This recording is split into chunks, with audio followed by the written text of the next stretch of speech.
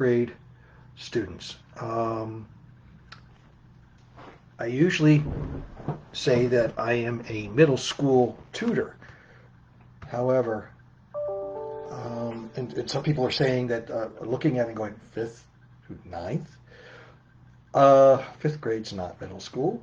Ninth grade's not middle school. One of the things that I found out when I'm talking to kids in school is that fifth graders and sixth graders have a common thread that's going on. Fifth graders are getting very anxious about going into sixth grade. They don't know what to expect. They don't know what's going to be there to greet them, and they really would like to know more and feel more comfortable getting into the middle school situation. And from sixth graders, this is what I've heard from them when they were in fifth grade. This is what the way they felt when they got into sixth grade. They were a little bit anxious, but as they got into it after the first month or so, they got into it. They started getting the rhythm of things, learning where the rooms are that they have to go to, and the schedule, and reading their schedule and stuff like that. So that's why I include fifth grades. Also, with fifth grades, I don't want to lose all of these thoughts that I have. Also, with fifth grade is a very important part academically as well to getting ready for middle school. And if they don't have the right academic skills down pat, when they get into middle school, they're really going to struggle. And I want to do things so that and teach them um, academics that they're going to need to know, and make sure that they're honed so that their fifth grade skills are really, really up to par. So when they get to middle school, they're not left behind and they don't sit and just struggle the whole time, because that's the start of a downward spiral that causes problems later on. I like to catch it right at the beginning and make sure that there's no issues. The same thing goes with eighth to ninth grades. A lot of eighth graders are very anxious about getting into high school. The ones that have older siblings, it's not really an issue because they understand what they're stepping into, and a lot of times their older siblings, friends, they know, so they know that they're going into a school where they're going to know people and they're going to know what to expect, and their siblings and their siblings' friends, key them in on what's going on. But a lot of times, it just doesn't happen that way. They're very anxious to get into ninth grade. When they get into ninth grade, the same thing happens from fifth to sixth. They start understanding how to get around the school itself. The school is so much bigger than middle school. There's so many more people than in the middle school, and it's so much more chaotic to them anyway. Even though it's very well organized and very well put together, to a kid's first impression going into the ninth grade, it's very chaotic, and they get very anxious about it. And also the same thing with the academics, is that the middle school academics are a fundamental foundation for high school. When they get into high school, when they get into more difficult courses, like the language arts gets a lot more intense. The math and the science get a lot more intense. The sports get a lot more competitive, and even the arts get a lot more intense and competitive. And they need to be prepared and ready to go for all of that going into the ninth grade. So I like to try to prep them and make sure that they have, first off, an academic foundation that they can use going into the ninth grade, and that to try to ease their anxiety for ease their anxieties about going into high school. So this is why I when I call myself a middle school tutor, I really expanded to the fifth through the ninth grades to make sure that there's no underlying issues. So if they get into the ninth grade and they have problems um, remembering stuff that they learned in middle school, and it's causing them to fall back a little bit in ninth grade and 10th grade, so to prepare them for 10th grade, so that they're falling back a little bit in ninth grade and they're getting a little confused. I'm able to help them. I'm there to support what they need to know for uh, the ninth grade and for the rest of their high school time. Now, why? Why do I do this and how did I get into this is a whole nother story. Um, I've been helping middle school, high school kids on a volunteer basis for decades now. And it's something that I always felt was important, even though I didn't do it professionally. I did it on for other organizations and stepping in to help them facilitate some type of, whether it's an education or a building of emotional security. Um, and I found that a few years ago, man, it's like 5 years now. Wow. When I left my last job in the engineering field, uh, that my it is difficult for me to find something that I really wanted to do in engineering that I could do, and I spent about a year trying to find something, and just nothing in my area, my geographical area, rather. A lot of skills, a lot of these jobs have moved overseas. They've moved out to the West Coast, and I really kind of wanted to stay put because this is where my family is, and I wanted to stay here. So I did some research and took a couple of those like online quizzes and stuff like that. And one of them that stood out because it was from one of these placement um, programs. Um, the online things like Indeed and stuff like that. That they said that they recommended that I go into working with kids, and they specifically recommended that I look into becoming a paraprofessional.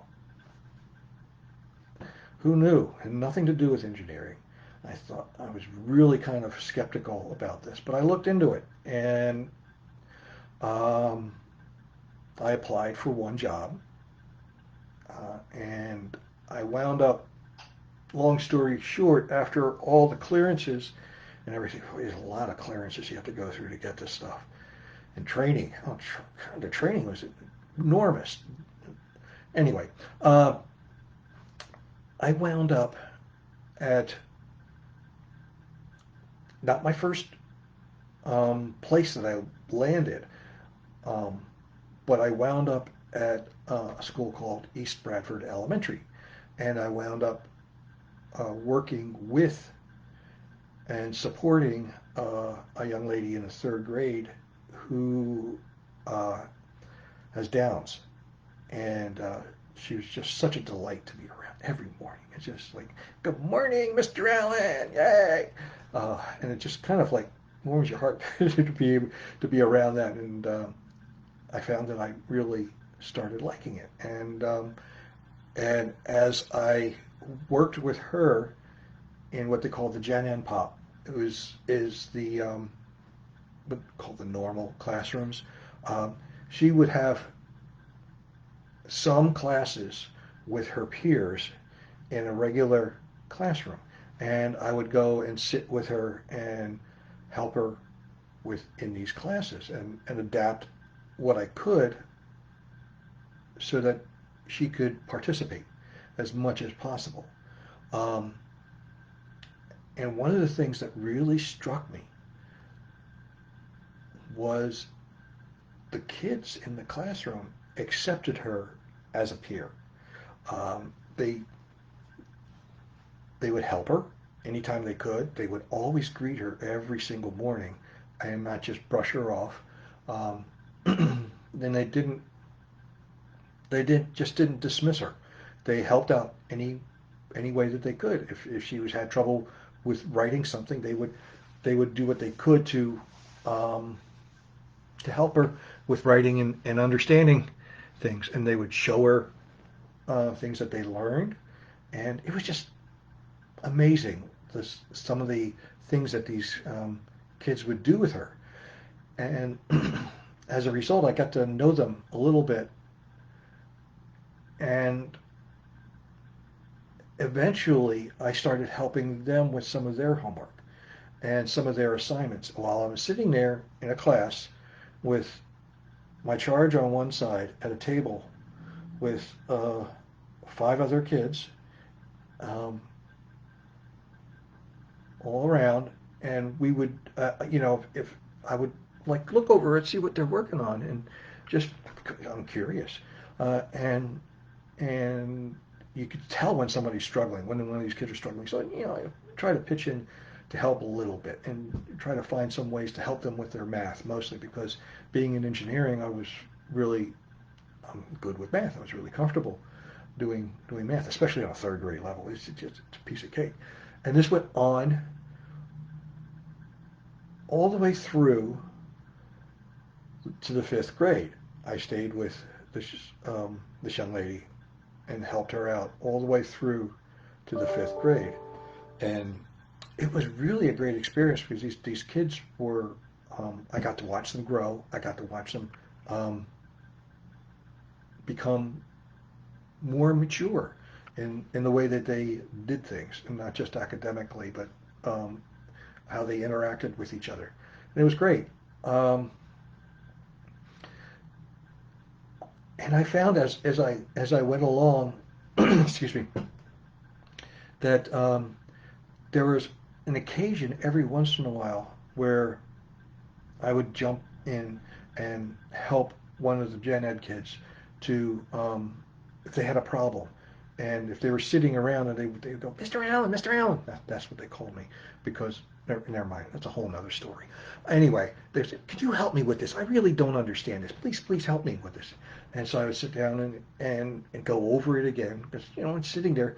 You're sitting in a classroom of 30 kids. The teacher has to work with 30 kids, and with me being able to focus on one kid who has a difficulty learning something, I could adjust how how they saw what they were learning to the way they see things, and so that they would understand it a little bit easier. Um, this was really kind of cool, and it kind of built up that more and more kids were asking me, and I would jump in and help. And I got really kind of self-conscious about this. I mean, like, I'm not their teacher. Um, I was just a paraprofessional sitting there to help with my charge, and they would come to me for help with their academics. And I approached one teacher about this in the 4th grade, and I told him that I really was feeling uncomfortable. I felt like I was stepping on toes to, and I didn't want him to feel as though I thought he wasn't doing his job by helping out and explaining things to some of these kids. And his reply was very shocking to me. He said, "We are a team. We all pitch in together. Anything you can do to help these kids, I back up." Wow. Okay. I like that. And he stood by that. And we had conversations every once in a while about some kids and where they might need some help. And every once in a while, while I'm sitting there, I would help them out. This went on through the 5th grade, and the 5th grade teacher had the same insight. it felt as though if I can help out some way in his classroom, that he accepted the help. That's when I discovered substitute teaching. Um, Now, I'd seen substitute teachers come in before, and I was really amazed at some of the things that they would do. Um, they knew all the kids.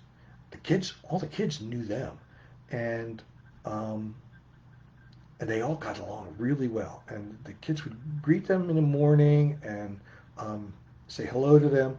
And really didn't realize it at the time when I first started that there were building subs as opposed to freelance subs. The big difference.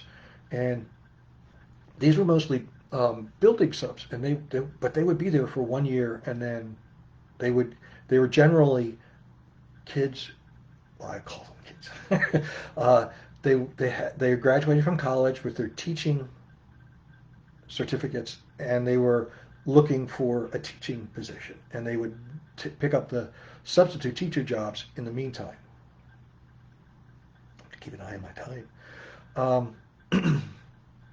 But anyway, uh, I'm getting off, of course, of what I really wanted to tell you about.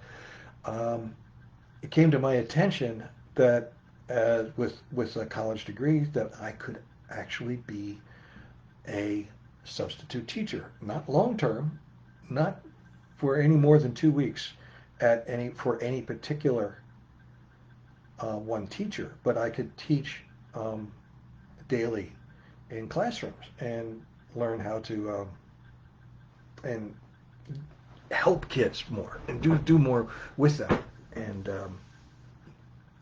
contribute more to their education.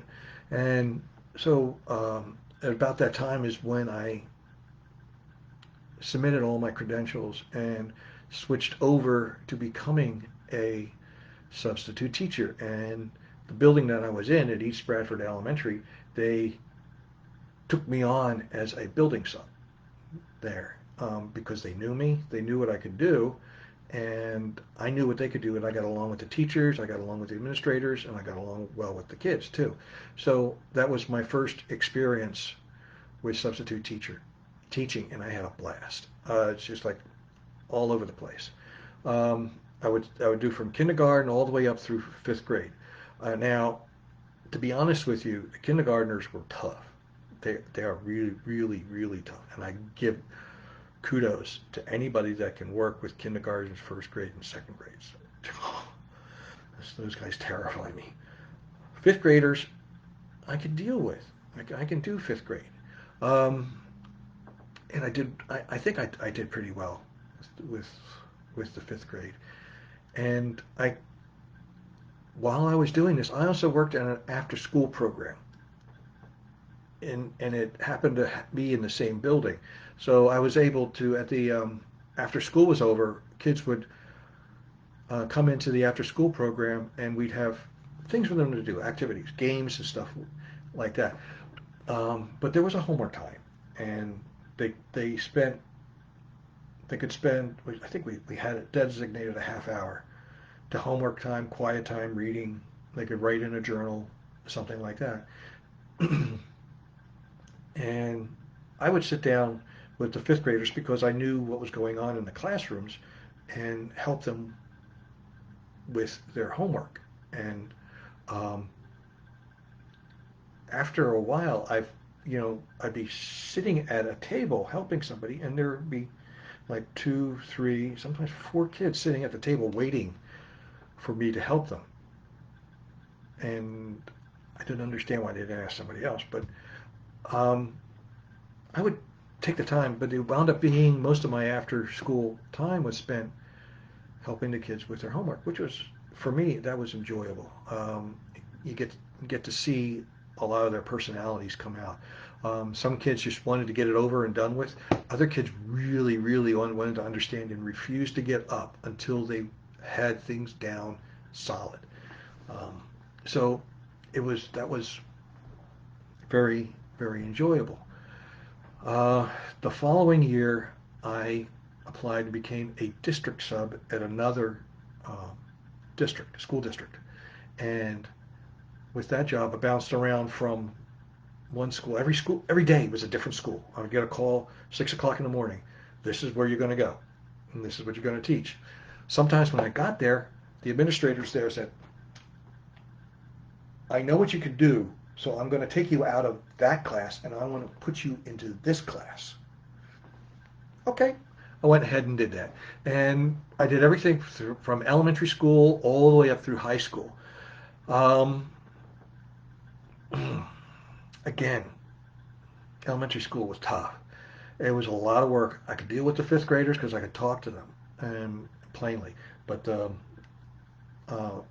they the little guys were tough. And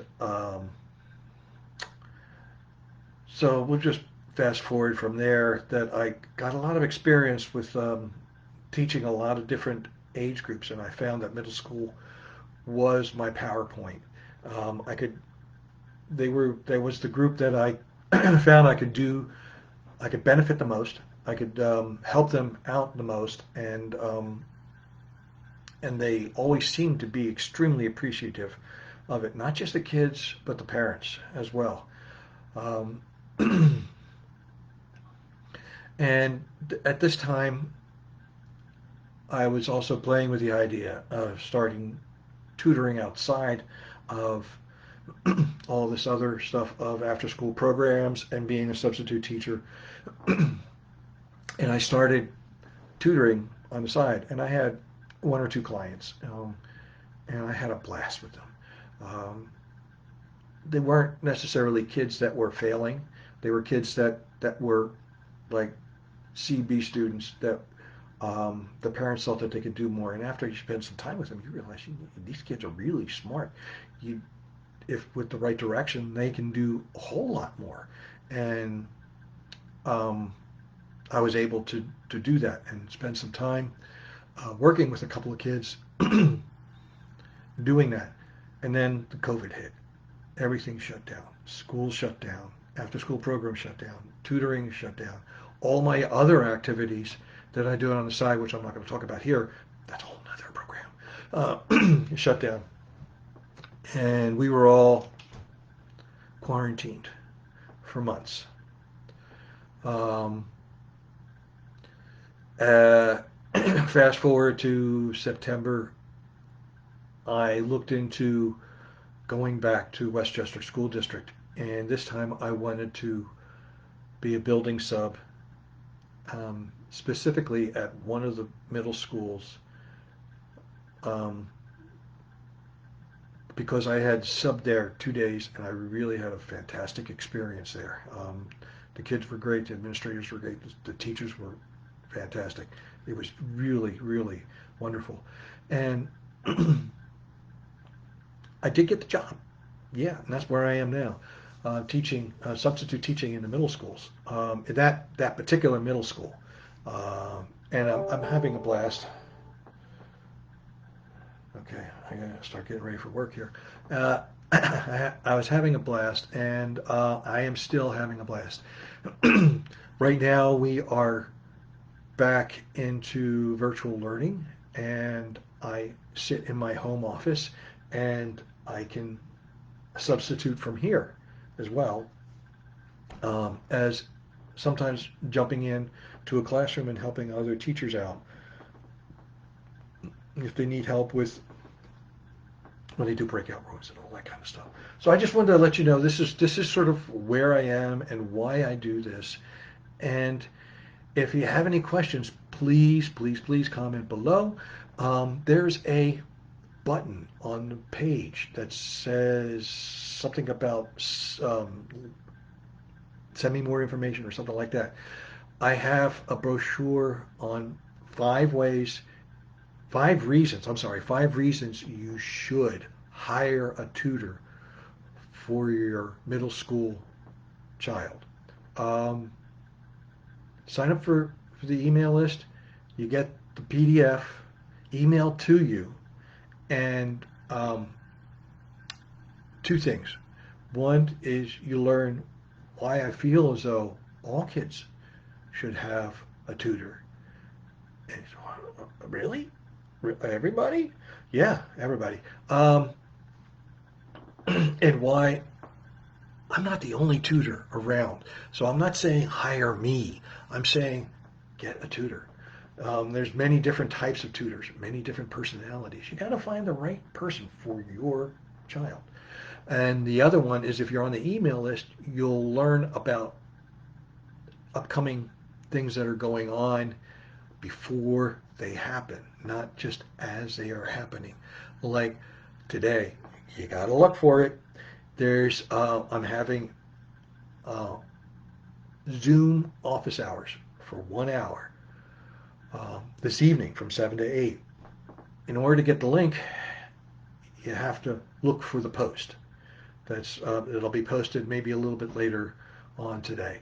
But you get to find out these things ahead of time so you can get in the office hours, um, jump in jump in into a Zoom conversation with me if you have any questions about hiring a tutor, or if you have a question about your child's homework that you need help with. Believe me, it's really not that easy and straightforward.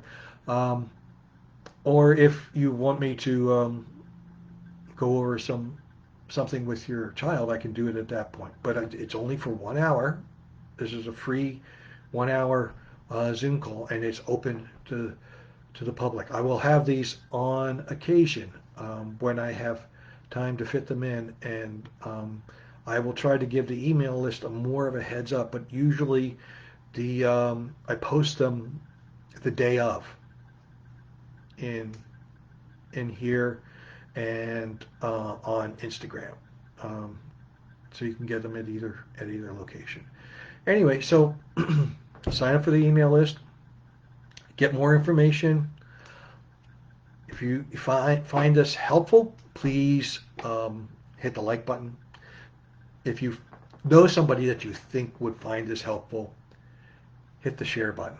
Share it with your friends. The more people that view this and that share this, the algorithms in Facebook give this more, make this more available to more people. And the more people that I can talk to about this and help, I think the better off that we all will be, especially in the future when these kids will become the leaders in our country. So that's about it for now, and I want to say have a great day, and I'll see you all later. Bye.